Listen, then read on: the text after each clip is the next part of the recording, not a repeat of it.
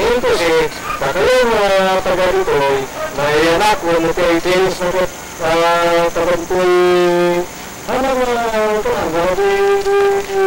apa si Bete pilihan ng may country preference oportunidad na may country trabaho na Lahat na tayo sa gobyerno para tayo dito sa siya hanggang hindi gano'n ang tayo at ang mga tao na ulit sa bali na lugar may sinawala na suporta sa sistema ng kuleta kapunta sa kwartana ng mga pasigay di lugar kapag yung opisina saan ka si mga babaran nila sa mga tao na tayo kapunta sa kwartana mabalinda lang harami nila na Yaburuwas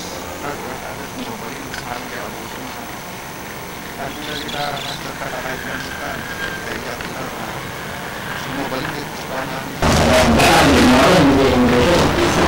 Approve on second reading the act on autonomy.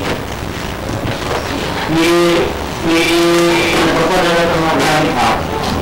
Maraming iti Kongreso at ang Regional Conservative Commission na ang sentral at mga kongreso.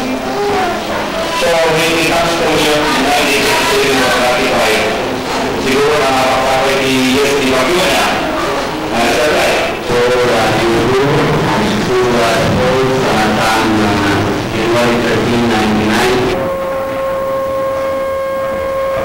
Magandang hapon sa inyong lahat. Muling sumama sa inyo ang ating kapihan sa plebisito, linangan sa PIA.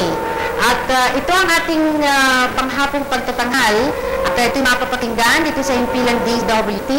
At nakahook up sa atin ang DWHB, ang DZWX, ang PTV8 at ang DZEQ.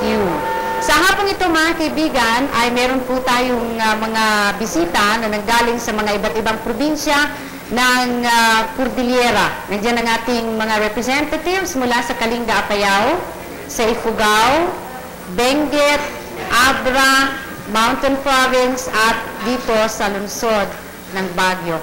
Ngayong hapon mga kaibigan ay kasama natin ang ating direktor sa newsroom, si Direk Bobby Senson. Good afternoon, ladies and gentlemen. Welcome to Kapihan sa Plebisito Linangan sa PIA. As usual, we're in for another round of discussions on this continuing information campaign to enlighten our people, especially in the Cordillera region, on the pertinent provisions of the Organic Act creating the autonomous region of the Cordilleras.